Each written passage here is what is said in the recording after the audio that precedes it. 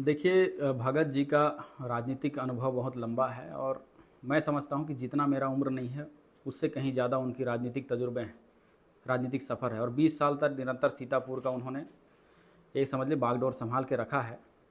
और उनके बयानों को मेरे द्वारा गलत नहीं कहा जा सकता। उनके बयान मैंने सुना था, आज बिल्कुल सही कहा है उन्होंने कि मैं नेता नहीं हूँ, नेता नहीं बन सकता। मैं नेता बनने थोड़े आया हूँ यहाँ, और नेता के नाम पे मुझे यहाँ सीतापुर वासियों ने नहीं लाया है। मुझे जब सीतापुर के से आमंत्रण आया तो साफ कहा था कि हम नेता नहीं बेटा ला रहे हैं, और आज मैं सीतापुर में बेटा के रूप में काम करने की जो शैली है मैं उसको अपना के आगे बढ़ रहा हूँ। और रही बात बंदर से तुलना करने की, तो बिल्कुल हमारी उम्र है उछल कूद करने की। और मैं आज क्षेत्र का जनप्रतिनिधि होने के नाते अगर क्षेत्र के युवाओं के साथ खेलने में अगर मैं सामने ग्राउंड में उतर जाता हूँ या तो फिर उछल कूद करता हूँ, कहीं अगर दूर दराज बसे हुए जंगलों में कहीं गांव है वहाँ पैदल चल के मैं पहुँच जाता हूँ समस्याओं के निवारण के लिए, या तो फिर कोई हमारी क्षेत्र की जनता खतरे में होने पर मैं नदी में भी अगर कूद जाता हूँ, तो इसमें कौन सी गलत है।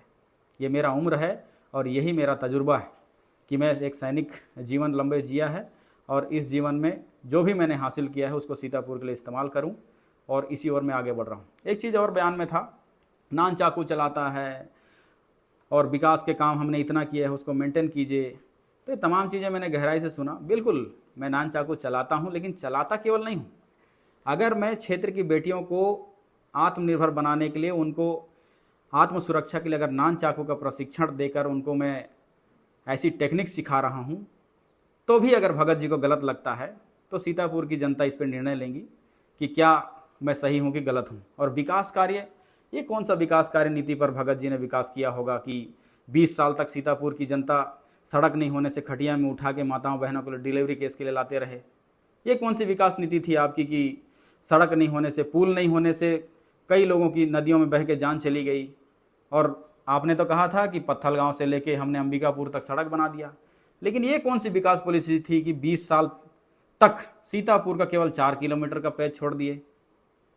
तो खैर आपकी जो भी पॉलिसी रही होंगी, लेकिन मैं समझ में नहीं पा रहा हूँ कि आपके जो बाइट हैं कि मैं मेंटेनेंस कहाँ करूँ। क्या सड़क नहीं है वहाँ मेंटेनेंस करूँ, कि या तो नगर को मेंटेनेंस करूँ।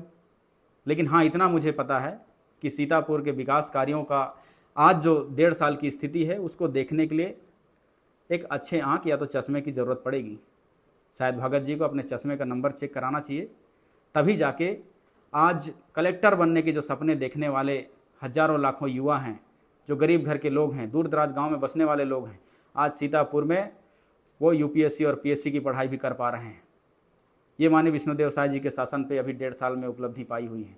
आज दूर दराज में बसने वाले जो पहुँचविहीन क्षेत्र थे, जहाँ खटिया में उठा के लाया जाता था बीमार होने पर, डिलीवरी केस पर, आज उन तमाम समस्याएं सीतापुर से समाप्त कर दी गई हैं 1.5 साल में। शायद इसको भी देखना चाहिए। और इतना ही नहीं, सीतापुर का सामुदायिक स्वास्थ्य केंद्र जो 100 बिस्तरी में कन्वर्ट होकर आज वहाँ की सुविधाओं को जाके देखना चाहिए। और मैं तो कहूँ कि भगत जी अगर बीमार पड़ते हैं, मैं तो कामना करूँगा कि आप बीमार मत पड़ें, लेकिन अगर बीमार पड़ते हैं तो 100 बेड सीतापुर अस्पताल आइए, आपका उपचार एकदम हाई लेवल में किया जाएगा।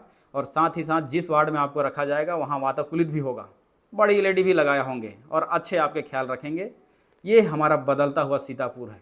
इस सीतापुर को देखने के लिए आपको ज़मीन पे उतरना पड़ेगा, और हम ज़मीन पर हैं और पूरा प्रयास कर रहे हैं कि विकास हो।